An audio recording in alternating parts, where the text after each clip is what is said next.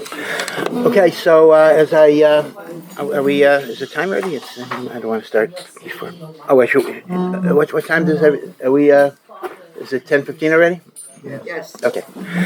Yeah. So as I said last week, we're starting a new unit, so to speak, and the new unit is a discussion of all of the mitzvos of the Torah that are connected to Yetziat Mitzrayim. And last week we talked about a few things, but mainly we were focusing on Shabbos. The fact that, strangely enough, Shabbos is connected not only to Brias Ha'olam in Parshas Yisro, but Shabbos is also connected to be a Zecher L'Yetziat Mitzrayim. In fact, you might remember from our prior discussion of Kiddush and Havdalah that there actually is a halachic requirement that in the Kiddush itself there be a mention of Yetziat Mitzrayim. If you remember, that's why some had argued that a person is Yotzei Kiddush D'Oraisa in the Amida of Friday night, and the Mishnah Berurah brings maybe not, because in the Amida of Friday night there is no mention of Zecher L'Yetziat Mitzrayim. So today I want to talk about B'kitzur, really, two mitzvos that are directly connected to the Exodus. And I began talking about it last week. I'm going to elaborate a little bit more. One is the daily mitzvah called Zechiras Yetzias Mitzrayim, and the other is the annual mitzvah of Pesach night that is called Sipor Yetzias Mitzrayim. And they are derived from two different psukim. The chiyuv to mention verbally the Exodus every single day is from a pasuk in Parshas Bo, Leman Tiskor Es Yom Tzeischa Me'eretz Mitzrayim. You shall remember the day that you left Mitzrayim, Kol Yemei Chayecha, all the days of your life, every single day of your life. This has nothing to do with Pesach. It has nothing to do with the Seder. It has nothing to do with Matzah and Moror. There's a mitzvah to remember the Exodus all the days of your life. Now, you may ask me an obvious question, but who says you got to verbalize it? Maybe it just means I think about Yetzias Mitzrayim every day. Where do we get the idea that I am mechuyev to say something about the Exodus? So the Rambam himself answers it, and he points out that the word tiskor, and the shorish of tiskor is zachor, to remember, is the same word that appears by the Kiddush of Shabbos, the fourth commandment, zachor es yom HaShabbos L'Kadsho. So just as the Zachor Es Yom HaShabbos L'Kadsho means a recitation, right? You don't just think it. So we make a Gezerah Shava, meaning similarity of wording, although one is Zachor and one is Tiskor, but it's the same Shorish, that just as Kiddush of Shabbos must be verbalized, Zechirat Yetziat Mitzrayim must be verbalized, and not just thought. Now, with Amalek, we also say the mitzvah of remembering Amalek, parshas once a year, has to be verbalized. But there, the Gemara gives a reason, because it says both the word Zachor and Al Tishkach, or Lo Tishkach. So, consequently, Lo Tishkach means you got to remember it in your head. So, Zachor is adding, you have to verbalize. But that drasha is a very Amalek-specific drasha because of the combination of Lo Tishkach and Zachor. By Yetzias Mitzrayim, it doesn't say Lo Tishkach. It only says Tiskor, so we have to make the Gezerah Shava to Shabbos and the like. Right, so this is a mitzvah d'oraisa, according to most opinions at least, called Zechiras Yetzias Mitzrayim. How do we fulfill that mitzvah? Well, you can fill it any way you want, really. You don't even have to have a pasuk. You could just say, I hereby remember and I'm grateful that God took Bnei Yisrael out of Mitzrayim. So there is no particular way the Torah says you got to fulfill it, but as a practical matter, this is why the Chachamim added to the Kriya Shema, one of the reasons, the third paragraph of Shema, which is about tzitzis, and because we say at the end of that, Ani Hashem Elokeichem, Hashem says to us, I am the Lord your God, Asher hotzei siyescha me'eretz Mitzrayim, who took you out of the land of Mitzrayim, lios lachem lelokim, to be for you a God. And even the Art Scroll Siddur tells you that when you say that verse, you should have kavana to fulfill the Torah's commandment of Zachiras Yetziat Mitzrayim. So it's a daily commandment, quite amazing. Now, the thing is this. When is this commandment done? So this is the famous machlokas in the Mishnah that is actually quoted in the Haggadah. There's a machlokas. I'm going to work with the Haggadah because that's a more familiar text. But that passage of the Haggadah is actually taken from a Mishnah at the end of the first parak of Brachos. Let's just look what it says. Amar Rabbi Elazar ben Azariah. Rabbi Elazar ben Azariah says, Harei ani keven shivim shana.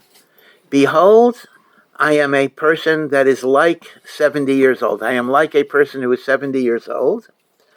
So that, the famous drasha that Rabbi Elazar ben Azariah, because there was a big machlokas between Rabbi Gamliel, the head of the Sanhedrin, and Rabbi Yehoshua, Rabbi Gamliel was deposed by the members of the Sanhedrin, and they had to figure out who should be the next Nasi. They didn't want to make Rabbi Yehoshua the Nasi because that would have been too painful to Rabbi Gamliel. They were thinking Rabbi Akiva should be Nasi, who was the greatest of the Chachamim. But Rabbi Akiva came from non-Jews because Rabbi Akiva's ancestors were Gerim, so he didn't have the zechus of Avos. So they finally decided on what in modern politics would be called a dark horse candidate, and that was Rabbi Elazar ben Azariah. He was a Kohen. He was Dor Asiri from Ezra. He was the 10th generation from the great Ezra, who was compared to Moshe Rabbeinu. He was very wealthy. He was Karov L'Malchut. He had good political connections because the Nasi had to negotiate with the Romans on behalf of the Jewish people. So they made him Nasi. Problem was, of course, he was only 18 years old. That's pretty young to be the Nasi of the Sanhedrin. So as a result, he was worried that people would not listen to him. He's just a teenager still. So miraculously, his beard turned white overnight. And that is the meaning, the Gemara says, behold, I am like a person who is 70. I am not 70. I mentioned before, my wife has a different pshat. The Gemara doesn't give it that way. It says, once you get into, she pointed out that a lot of my chaverim, even though they're in chinuch and other things, but they did not take shul rabbanos. They still have dark beard. The shul rabbis, the beard turns gray very, very quickly. So that's what happened to him. As soon as he gets this authority of the Sanhedrin, he turns prematurely old. So that's my wife's explanation of it. But the Gemara itself says it was kind of a miracle. Yeah.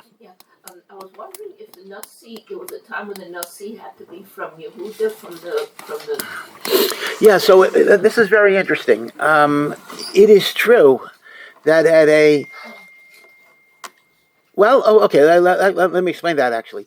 The truth is, originally the Nasiim were not from Yehuda. If you look in Pirkei Avos, right, Pirkei Avos actually gives you a list of who was the Nasi and who was the Av Bestin, the second in command. The idea that the Nasi should also be from Malchus, from David HaMelech, or Shevat Yehuda, started with Hillel. Now, the truth is, Rabbi Gamliel himself was a great-grandson of Hillel. So at that point, you are correct. So you're asking a good question. But you'll see from the rest of the story that Rabbi Elazar ben Azariah was intended to be a temporary Nasi, and primarily Rabbi Gamliel actually got it back. Just like Rav Yochanan ben Zakkai, who was not from Shevat Yehuda, but he was a temporary Nasi after the Chorban. So occasionally, it was not a halacha, but it was a hanhaga that we try to have the Nasi from Shevat Yehuda, but sometimes they would deviate. So Rabbi Elazar ben Azariah becomes the Nasi. Now, it's a fascinating story. The Arizal says, Al Pi Kabbalah, that Rabbi Elazar ben Azariah was a Gilgul, a reincarnation of Shmuel Hanavi. Now, Shmuel Hanavi died at a very, very young age. It's amazingly. Shmuel Hanavi died at 52. By the way, this is one of the most difficult Gemaras. Why did Shmuel die so young? Very strange Gemara. It's almost like Chana was trapped by her words, which I admit is very difficult for me to understand. Chana said to Hashem, if you give me a child, I will give him to Hashem la'olam, forever. But we know that la'olam in the Torah often means Yovel, 50 years. So she brought him to the Beis HaMikdash when he was 2, and he was Masur to the service of God for 50 years. again, I don't have a good shot in that Gemara because one would not assume HaKadosh Baruch Hu plays games like that. But she said the wrong words. Gotcha, you're trapped. I'll leave, for now I'll leave it with the Tzorichian. But be it as it may, Shmuel did die at the age of 52. So it turns out, if Rabbi Elazar ben Azariah is a reincarnation, he was born with the soul of a man who spent 52 years on earth. So when he was 18, he is 70. Harei ani keben shivim shana. And the whole Gemara has a very interesting story. It mentions the day that Rabbi Elazar ben Azariah became a Nasi, they added 4, because the Nasi was also the head of the yeshiva, Sanhedrin and the yeshiva. They added 400 benches. I'm not sure how many people sit on a bench, but 400, where do you put it? I mean, we had to have 400 benches. 400 benches in the Beis Medrash, because Rabbi Gamliel had a very restrictive admissions policy. Rabbi Gamliel only admitted people Toho Kabaro, they were just as good inside as they were the outside. If they weren't perfect, forget it. Rabbi Elazar ben Azariah had what we would call open admissions. And so many people came to learn Torah who would not have learned Torah under the old system. So Rabbi Gamliel felt very tzebrachen. He sees so many people coming to learn, and he realizes, oy vey, I could have done this too. Why didn't I do this? So he had a dream in which he saw beautiful white vases, like flower vases, that were filled with dirt, as if Hashem is telling him, listen, they look good on the outside, but they're not so great. But then the Gemara says, amazingly, Falahi, that wasn't the case. Hashem wanted him to feel good, so Hashem showed him that. In reality, he should have let them in. Just quite amazing. And to this very day, this is a debate within the yeshiva system, within OUisrael. Should we strive for elitist institutions, for the best and the brightest? Or should we be more democratic, so to speak? I know in Lakewood, I assume in Eretz Yisrael this is an issue too. Well, actually, I know it is, but I know in Lakewood they've done a lot about this. There are, particularly for girls, there are many girls in Lakewood who literally cannot get into a high school. They can't get into a high school because they're not brilliant or whatever it is, and there's mamish a problem. We're not talking about kids on drugs or kids at risk or alcoholics. We're not talking about that. We're talking about a regular person. It's not good to be regular. It's like the old PBS Lake Wobegon. We're a town where everybody is above average. So to be average is a sign of inferiority, and it's a real problem. So in a way, this kind of goes back to this Gemara where Rabbi Gamliel said we're only going to take the best people, but like the Chazon Ish said centuries later, how do you know who's going to come out? You just don't know. Some of you take these like geniuses and whatever it is, and for different reasons, their potential is not realized, and then people who are not so gifted can become very, very great people. So you can't label people ahead of time in terms of an admissions policy. Okay, so that's the story. But be this way, going back to the Mishnah, or the Haggadah. So Rabbi Elazar ben Azariah says, behold, I am like a man that is 70 years old, V'lo zachisi sheteyomer Yetziat Mitzrayim baleilais. So here, there are two translations. I did not merit sheteyomer, that Yetziat Mitzrayim would be said at night. I did not merit to know that, or to do that. Until Dorsha ben Zoma, another Tana, Ben Zoma, and he darshaned based on this pasuk, Laman Tiskor Es Yom Seischa Me'eretz Mitzrayim Kol Yemei Chayecha. You should remember the exodus from Egypt all the days of your life. So the word all is extra. Kol is extra. It could have said Yemei Chayecha. So Ben Zoma says, if it would have said Yemei Chayecha only, that would have meant we only mention it in the daytime, because that's when we actually left. Call, the extra word, all the days of your life, is marbeh. Marbeh, it includes even the night. Now, we paskin like Ben Zoma. The Rambam, so we paskin the mitzvah is day and the mitzvah is night. But just a matter of interpretation.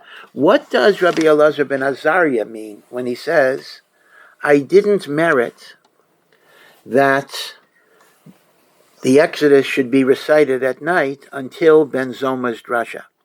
What does it mean, I didn't merit? So there's a machlokas Rishonim. Some Rishonim learn, very simple. I didn't know the din. I didn't know the halacha. I was only doing it during the day. I was not doing it at night.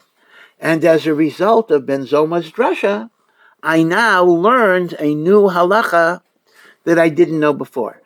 That is probably how you would understand it, just reading it simple. Meaning, lo zachisi, I didn't merit that the Exodus should be recited at night until I heard Ben Zoma. So pshat number one is, Ben Zoma's drasha is teaching Rabbi Elazar ben Azariah a halacha that Rabbi Elazar ben Azariah didn't know. Interestingly enough, Rashi does not learn that way. Rashi learns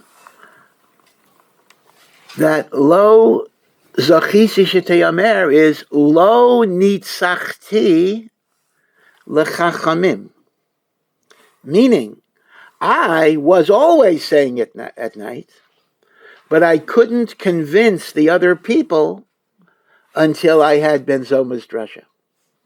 So you understand, in fact, that fits a little better the grammatical structure, because look at the passive. Lo zachisi shete omer. I did not merit that it would be recited. If it would have just been, I didn't merit to recite it, he would have said, lo zachiti lomar. That would have meant, I didn't merit to say. Lo zachisi shete omer, I didn't merit to get other people to say. Now, there's a lot of pilpul here. I will just throw out a question that you can think about. And that is, according to Rashi's pshat, Rabbi Elazar ben Azariah was reciting it at night, but he didn't have Ben Zoma's drasha, and therefore he couldn't convince the Chachamim till you have Ben Zoma's drasha. So the question is very obvious. If he didn't have Ben Zoma's drasha, why was he doing it at night? In other words, if I would have asked him, why are you doing it at night? And he didn't know Ben Zoma's drasha, he didn't have a reason. Question for thought. Okay. But be it as it may, we do have Ben Zoma's drasha, that Laman Tiskor Es Yom Seischa Me'eretz Mitzrayim Kol Yemei Chayecha Yamim Kol Yemei Chayecha Leila. Now there's another opinion we'll get to. Now, here's a simple question. Everybody knows this passage, even if you didn't learn the Mishnayos of Brachos, but you know this passage from the Haggadah. The Haggadah, as you know, is an anthology. Almost everything in the Haggadah is taken from the Gemara, the Medrash, the Chumash. Right? The Haggadah is a compiled anthology of different passages. Question: why is that passage in the Haggadah? So, you might give me a very simple answer. Well, listen, we're having a Seder at night, so we need to establish the halacha that requires that we mention the Exodus at night. Because until we know that we have to say the Exodus at night, why would we be having a Seder at night? That's the answer you might give. You get zero credit for that answer. That answer is absolutely, totally wrong. And the reason is, the mitzvah that I do, Leil Seder, is not the daily mitzvah of Zechirat Yetziat Mitzrayim. It is the annual mitzvah of Sipur Yetziat Mitzrayim, and that is Pashut, according to all opinions. We only make the Seder at night. So whether I go with Ben Zoma or I don't go with Ben Zoma, that does not change when you made the Seder. So if that's the case, the relevance of whether the daily mitzvah is at night has absolutely no connection to Leil Seder. In other words, the question becomes, why is that passage even recited? It is not at all relevant to the mitzvah of Sipur Yetziat Mitzrayim. Right? So when you have your Seder this coming year, Be'ezus Hashem, so you could ask your yeshiva children or grandchildren this question and see what they come up with, because it is a very simple question in Pshat. So let me give you a simple answer. The simple answer is that we had just said a paragraph or two before, Kol hamarbe, the more you recount the story, harei zeh meshubach, meaning don't just get by with the minimal even Haggadah, but you try to elaborate on the story. So the truth of the matter is this. We can prove this from Ben Zoma, because here's the thing. If I wouldn't go like Ben Zoma, that normally there's no mitzvah at night, but Leil Pesach, there's a mitzvah at night, I might have erroneously thought that the same minimal mitzvah you have during the day, the whole year, is the minimal mitzvah of Leil Seder, and there's no reason to be marbeh. But once I know that the mitzvah of minimal is already relevant even at night, then if the Torah gives me the mitzvah of sipur, it must be requiring an elaborate sipur. So essentially, Ben Zoma proves Kol Hamarbeh Harei Zeh Meshubach. This is what the Nitziv says. Okay. Now, be it as it may, this is Ben Zoma. So again, Ben Zoma darshans from the word kol, that the daily, not the annual, the daily mitzvah of Zechira is daytime and night. And that is why both in Shachris and in Arvis, we recite in the third paragraph of the Shema, Ani Hashem Elokeichem asher etzeisi eschem me'eretz Mitzrayim liyos lachem le'elokim. Now this is important for women to know, especially because most women, I gather, do not daven Arvis. So they're not going to say it as part of Ma'ariv. So it's important to know that even if you don't daven Arvis, then again, you're not chayiv to daven Ma'ariv. I mean, I'm not saying you're chayiv, but if you don't daven Arvis, you still should recite at night that one verse.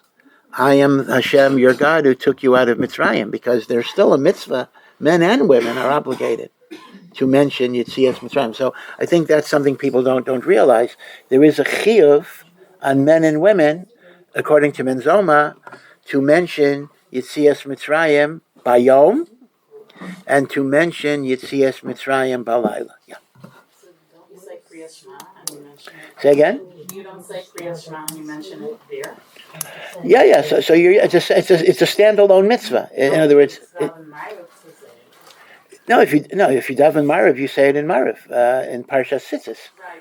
So you have it automatically if you daven Ma'ariv. But what I'm saying is, if you don't daven Ma'ariv, you still have to say the pasuk, Ani Hashem or some related pasuk, Ani Hashem Elokeichem asher etzeisi eschem me'eretz Mitzrayim. Okay. So yeah. Why can't you assume that Zoma is only telling you that in order to be Yotze, you can be Yotze Balayla? If you didn't do it in the daytime, you Balayla. It doesn't prove you have to say it twice a day. It only means you have to say it. You could say it calm at any time during the day. So you're saying that you only have to do it once, but you could be Yotze in the day or the night. That's what you're saying. That's an interesting shot. I mean, I hear what you're saying. I'm not aware of anyone that actually learns that way. HALACHA, everybody says you got to do it. I mean, the Rambam paskins day and night. But I hear what you're saying in terms of basic pshat. It's taka yitachin. Now, the Mishnah then, actually the Haggadah too, the Haggadah and the Mishnah then brings another view of the Chachamim, which actually is a kasha on Rashi, because the whole thing doesn't make sense.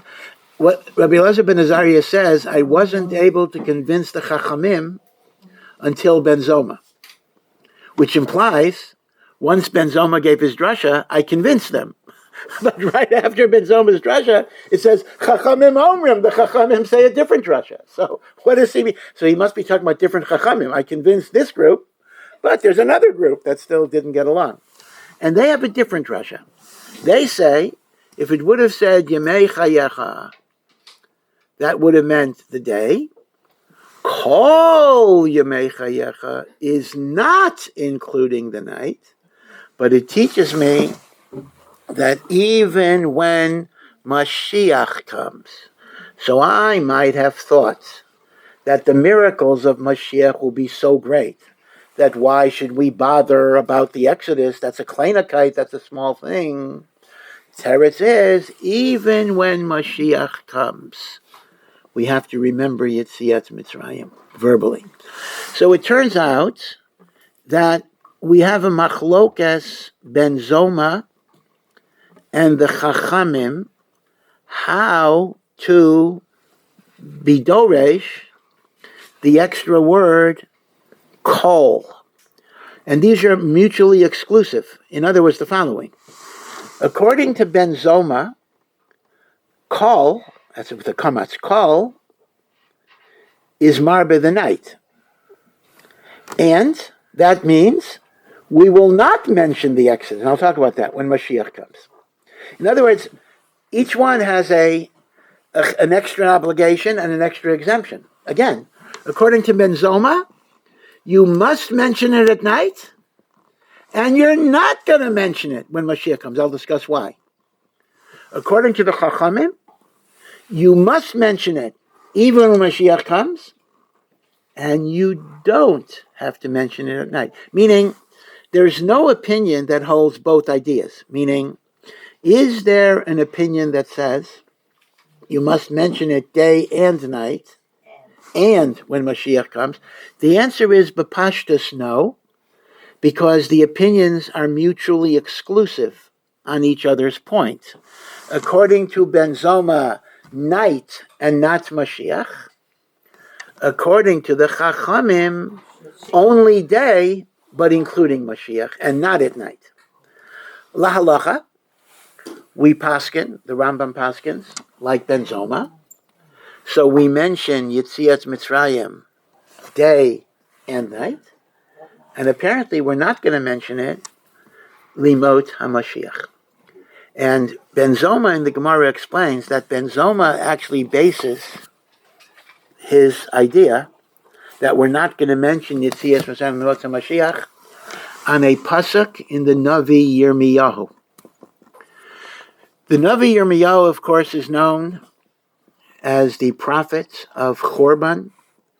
He, of course, prophesied about the Chorban, but he experienced the Chorban as well. He was in Eretz Yisrael at the time of the Chorban.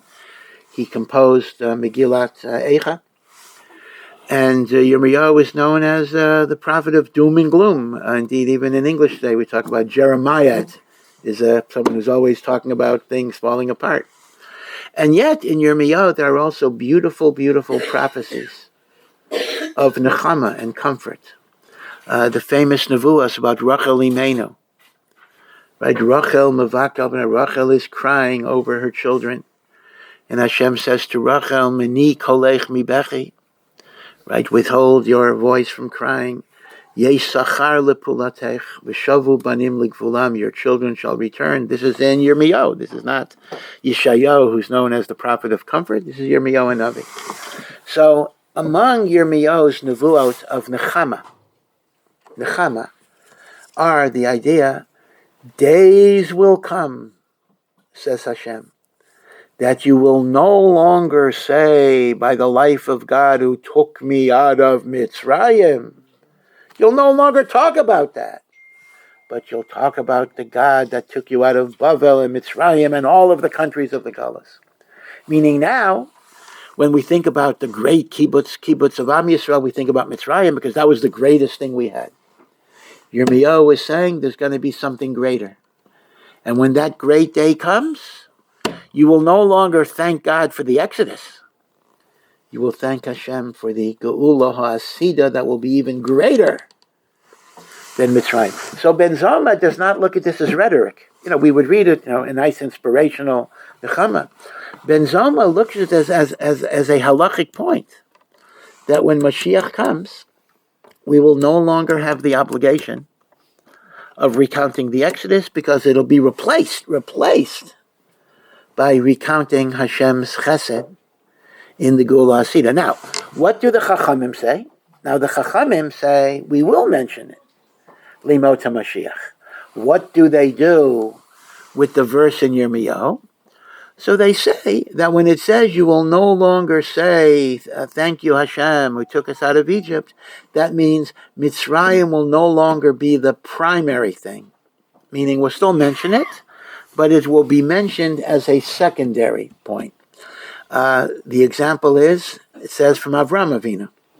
It says by Avram, Lo, I'm sorry, the answer is by Yaakov. Yaakov, yeah, Avram is the other way around. By Yaakov, it says, your name shall no longer be Yaakov, it shall be Yisrael.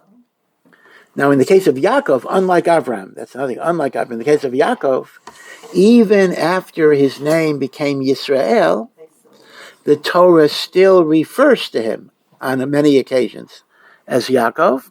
So the same thing. The same idea as Lo Yayomer right? Lo Yikarei Shemcha Yaakov Kiyam Yisrael is Lo Yayomer means Mitzrayim will be Tafel. Again, it's very interesting because with Avram Avinu, it's not that way. The name Avraham totally uproots the name Avram. So it's interesting that Ben Zoma compares the Yirmiyahu pasuk to Avraham, where the Akira is Lagamri, and the Chachamim compare the pasuk in Yirmiyahu to Yaakov, where the Akira, the uprooting, is not Lagamri. Okay, so this is the basic machlokas. Will we have a chiyuv to mention Yetziat Mitzrayim when Mashiach comes? According to Ben Zoma's interpretation of the verse in Yirmiyahu, we will not. According to the Chachamim's interpretation of the verse of Yirmiyahu, we will. And since la halacha we paskin like Ben Zoma, so apparently we will not mention it limota Mashiach. Yeah. Are we going to have the obligation of Sipur? So this is a very good question. So let me raise a few questions. That's a very good question. We know that the Rambam formulated 13 principles of faith. These are called the Yud Gimel Ikrei Amuna. And if a Jew does not believe in these 13 principles, the Rambam actually says he's not obviously he's a Jew. I mean, he doesn't become a guy, but he's not a member of the faith community of OUisrael, meaning it's very interesting. The Rambam considered, and one could think about this, the Rambam considered defective theology as worse than defective observance, meaning I could be a Mechalel Shabbos, and I could do all sorts of Averos because of my Yetzer Hara, but I believe in the Yud Gimel Ikrim, so I'm still a Jew in good standing. If I'm a righteous person who doesn't believe in the Yud Gimel Ikrim, I'm in big, big trouble. In fact, one could talk about this. People sometimes like to say Judaism is more deed than creed, more about deed than creed. Maybe so, but the one thing I can tell you is the Rambam would certainly not agree to that. I think it is defensible from another perspective, but the Rambam considered the Ikrei Amuna as extraordinarily important and foundational.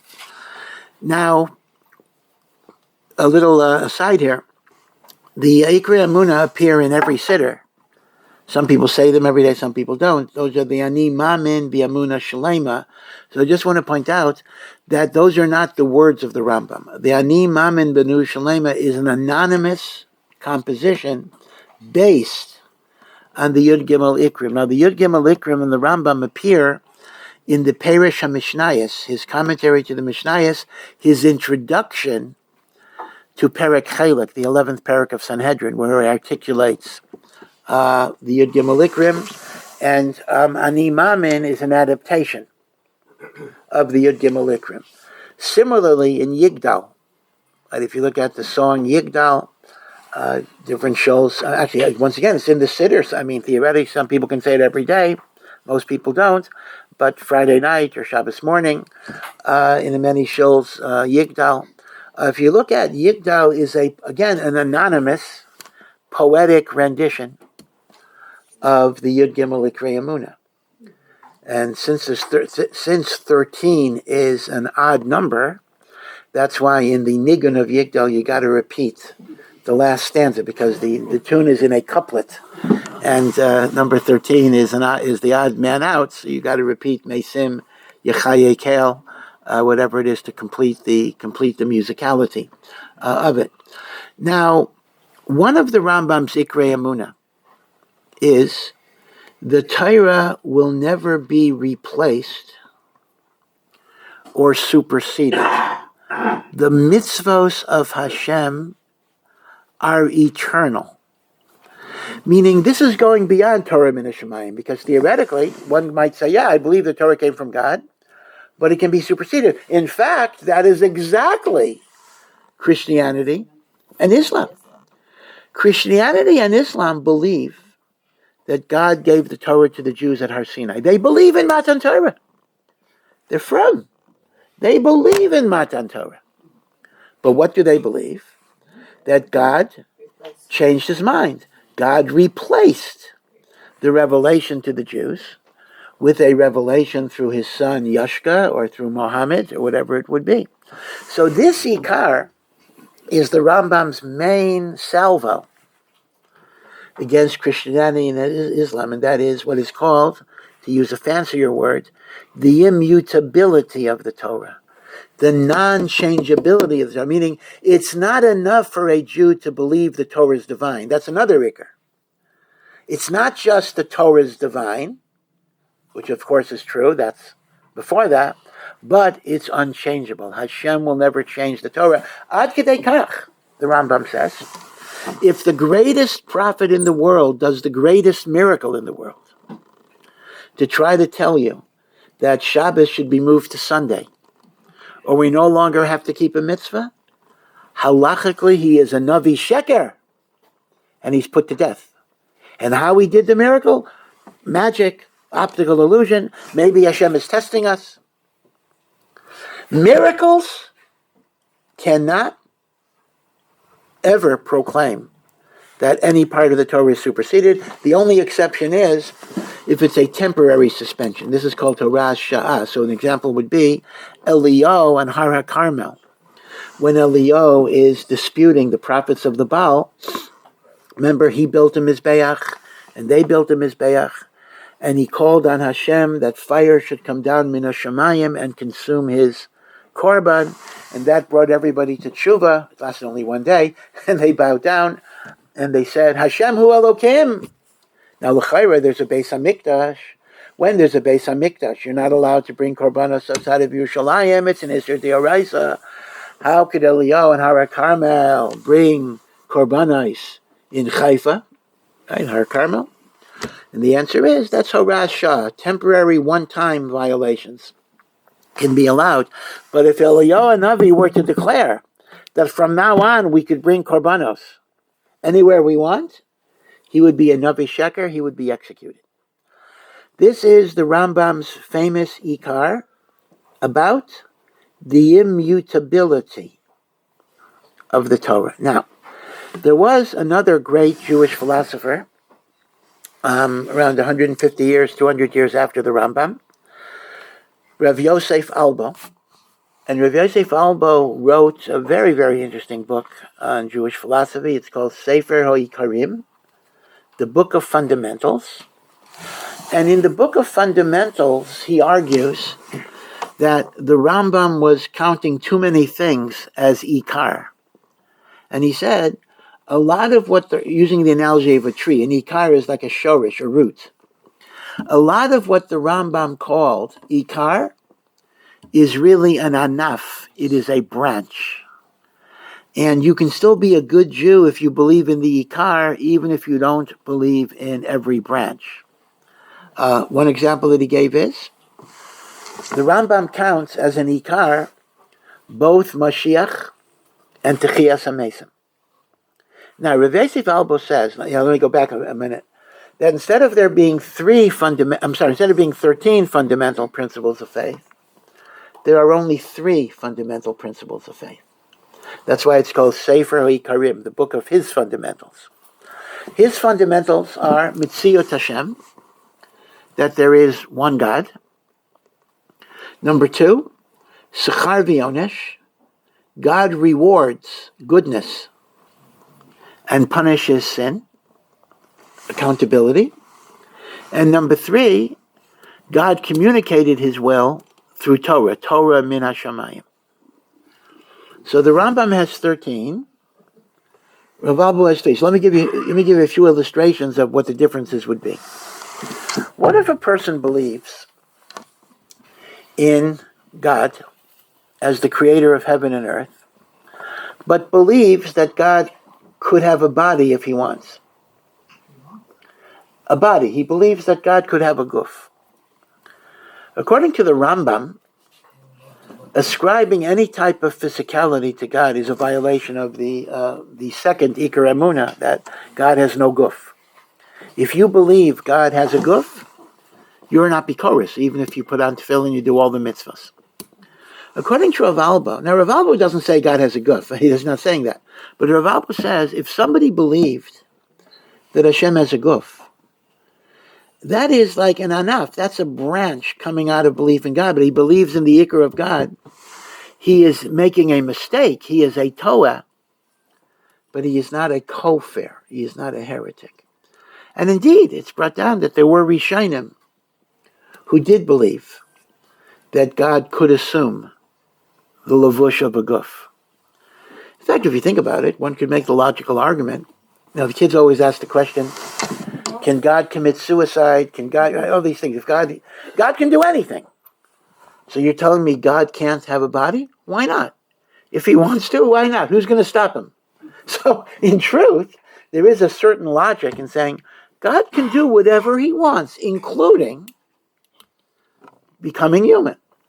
Now, the Rambam would say, Oy, Vezmir, Avodah Zarah, Kfira, Apikorsis. That's the Rambam, indeed. Yevesef Alba would say, it's a mistake.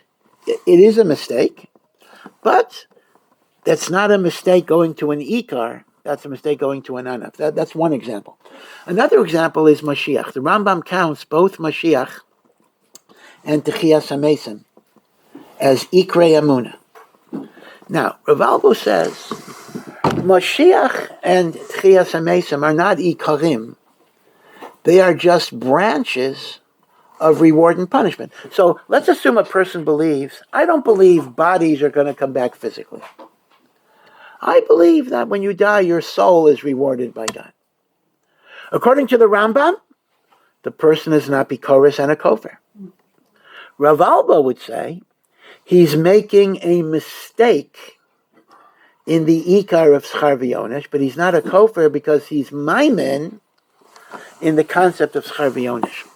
It's important to be aware of Rav Alba because it can actually be very, very helpful sometimes in dealing with kids at risk or older people who, there are certain aspects of Jewish belief that they cannot fully accept. But if they understand that there is an alternative Jewish theological system that redefines the Ikari Emunah in a different way, sometimes that could be a way that people can go with. Now, Rav Albo goes through all of the Ikrim and asks many, many different questions. And when it comes to immutability of the Torah, he asks the following question. From Ben Zoma. How can the Rambam say there's a fundamental principle of Jewish faith that no mitzvah of the Torah is ever going to be changed, superseded, or replaced? I'll give you an explicit example of a mitzvah that is going to be dropped, and that is, according to Ben Zoma, based on his understanding of Yirmiyahu Hanavi, Sechiras Yetziat Mitzrayim. So, Rambam, are you saying Ben Zoma was an apikoris? Because Ben Zoma understood that a mitzvah is going to be dropped? And that will be especially difficult because the Rambam paskins like Ben Zoma. Right? Because the Rambam says we have to mention it at night. So Rav Albo does ask this kasha about the immutability principle. How could you say the mitzvahs are never going to change? What about Sechiras Yetziat Mitzrayim based on Ben Zoma's understanding of the pasuk in Yirmiyah? In other words, according to this, Yirmiyah the Navi is telling us from Hashem that a certain mitzvah is going to be canceled. So it's a very good kasha on the Rambam. It's a very strong kasha on the Rambam's rule. So there are a few answers to this. One answer is from the Rashba, Rav Shlomo ben Aderetz, who was one of the great Rishonim in Spain, in Barcelona. And the Rashba says the following. Oh, it's a bit of a daring answer. He says that we have to look not at the specific mitzvah, but we have to look at the tachlis of the mitzvah. The purpose of remembering the Exodus is to thank Hashem for redeeming us. Now, that concept of thanking Hashem for our redemption is not going to get nullified. It'll just focus on the biggest redemption that we have. In other words, that's not called a beetle. If you change Shabbos from Sunday, or if you say you could be makriv korbanos outside of the Beis HaMikdash, or if you say you don't have to wear tefillin, that would be nullifying a mitzvah. But if you say that your chiyuv to thank Hashem for geula will be moved from Yetziat Mitzrayim to Mashiach, you're still preserving the essence of the mitzvah, which is geula.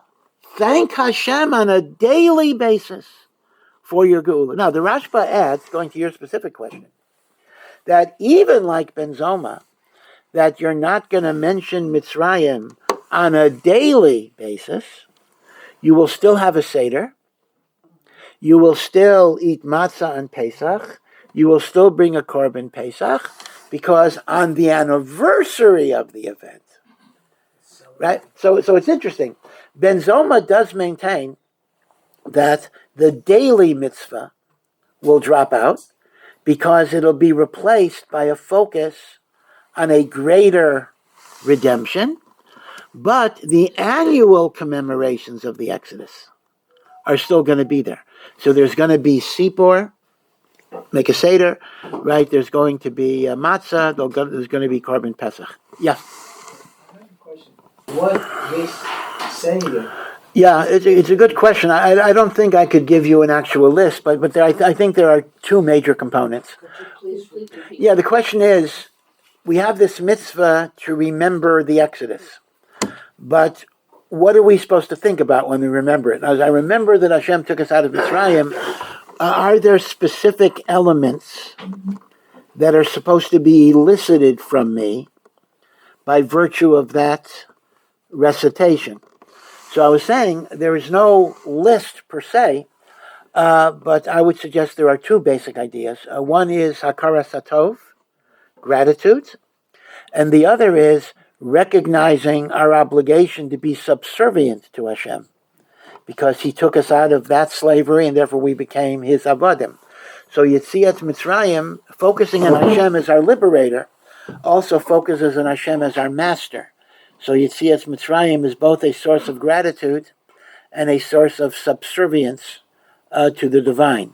As the Torah says, you are my slaves. I took you out of Avdut. In fact, some even say, although I find it a little difficult, that part of why the Jews needed to be in Mitzrayim was they should learn what it's like to be a slave, and therefore they could become slaves of Hashem. I find that difficult because the slavery of Hashem is not like the slavery of Paro. It's a different type of experience, hopefully, but some do learn that was one of the purposes of the Avdus in Mitzrayim. Yeah. I learned once that all the Yom Tovim will be batel except for Purim. Right. So now you have a question, because it's clear, and the Rambam says it beferish also. The Rambam actually says, except for Zeichel Yetzias Mitzrayim, when Mashiach comes, we're going to bring korbanos, we're going to keep all the Yom Tovim, we're going to keep everything, because the Rambam says it is fundamental that the Torah is not going to be changed, which means Mashiach is not going to take away the mitzvahs, chas v'shalom. So the question is, what about the famous Maimer Chazal that says all of the holidays, all of the Yomim Tovim, not Shabbos, but all of the Yomim Tovim are going to be batel except for Purim. There is one girsa, by the way, Chanukah and Purim. Right, it says that. Others just say Purim. And I think there's a song about a woman that's complaining about the Pesach blues, and she says she will bear her fate until Mashiach comes, and she'll no longer have to clean for Pesach. Obviously, following the Chazal, that the Moedim are going to be batel. So the Rambam says beferish that that's not emes, and the meaning of the statement. So it depends how you learn it. Some do learn it literally, but the non-literal meaning of the statement means the word batel doesn't mean they'll be canceled, but it's like in English we will say they will pale into insignificance, meaning we will see Purim as the most glorious of the Yomim Tovim, because Purim shows the hashgacha of God even in ordinary life. So batel does not always mean we're not going to keep them, but it means Purim will become. In fact, the Arizal says, even now, Purim has a very special kedusha. This is the famous drasha that Yom Kippur in the Torah is called Yom Kippurim. So the Ari has a pun that it doesn't just mean the Day of Atonements, but a day like Purim. Yom Kippur is almost like Purim, meaning Purim is higher, Purim is holier. Yom Kippurim. Again, if you had to pick 2 days in the calendar that are least similar, you would figure Yom Kippur and Purim. And yet, the Arizal says this is the holiness. The Purim is. By the way, people ask. Okay, we still have. It's Shabbos Mevorach and Adar Rishon this year, so Purim is a while. But people asked if Chas v'Shalom the Milchama is still going on, and we hope things will be resolved in a good way for the Chayalim and for the hostages and for OUisrael. But the question is, should you tone down on Purim celebrations? I mean, it comes up a lot. Chasnas, whatever it is, any type of simcha, should you tone it down? It seems to me, just svara, that Purim specifically should not be toned down, because what is Purim? Purim is a celebration of Hashem's Yeshua of OUisrael, even in times of darkness and persecution. So that's the holiday you're going to de-emphasize at a time of darkness and persecution. So for Keretz, Purim should be B'davka, celebrated. And I'm sure, listen, the Chayalim, Baruch Hashem, when they have time off, they have a lot of enthusiasm in terms of how they keep the Chagim and keep Shabbos and the like. So the Chayalim are actually not going to tone down their Purim, and we could follow their example in this. Yeah. I wanted to say that specifically now Purim has to do with Iran, with Persia, with Amalek, with exactly. Yeah, it's amazing how somehow things don't change so much. 2,000 years ago, there was this Persian guy that wanted to destroy the Jewish people. Wow, okay. Yeah, you're right. Yeah. To go back to what you were saying about with SHEMA and Yetziat Mitzrayim, so according to the Kuzari, a little louder, please. Sorry. So according to Yura Levi in the Kuzari, so he says that Hashem, he relates his relationship to us as he is our God who removed us from the land of Israel. From the land of Israel. So would that mean that Hashem would also look at his relationship with us differently? So actually that'll come to a different answer, but according to what we said so far, Hashem will redefine his relationship as the God that took us out of Galut. Okay. But your point will actually come up with another answer of the Maral. Okay. The Maral, again, the question we're asking is Rav Yosef Albo's question. Rav Yosef Albo's question is, how can the Rambam say that the mitzvah of the mitzvahs will never change? According to Ben Zoma, the mitzvah of Zechirat Yetziat Mitzrayim is going to drop out when Mashiach comes, right? That's Rav Yosef Albo's kasha on the Rambam. So Rashba's answer is, yeah, it drops out, but it's not really superseded because we will still be Mishabeach Hashem for Geula. Okay.